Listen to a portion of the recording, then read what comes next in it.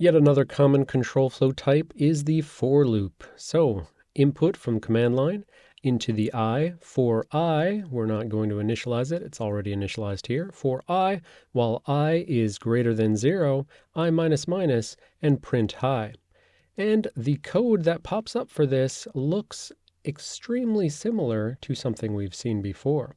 So if I gave you plenty of time to look this over, you would perhaps see that it looks just like the while example, but not quite. So let's flip back and forth, and we see that they're almost exactly the same, but something seems to be changing right around this area. Everything else unchanging, but this area is changing. So what is the nature of the change? Throw it into a diffing program, take a look for a while, and you would find that it seems that the only difference is the transposition, the changing of the order of two major operations. Look, in this operation, it looks like it's an add -1, so that's that decrement that we had in the while.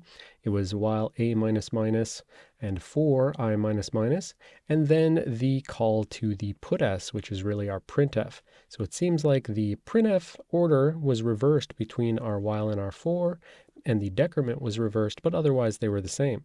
So this is why our initial while code is while a greater than 0, a minus minus print.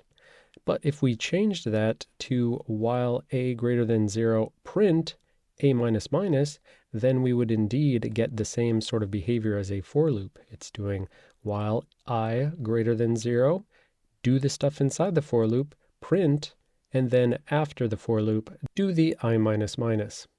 Okay, so you can go and change the code if you'd like for the while loop to get it to create the same thing as a for, or you can just go ahead and walk through the for.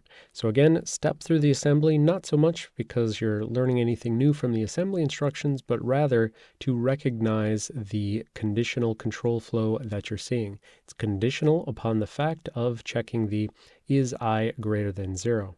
Again, this is the kind of thing that a reverse engineer would want to know. They should be able to recognize something like, oh yeah, this looks like this is a for loop.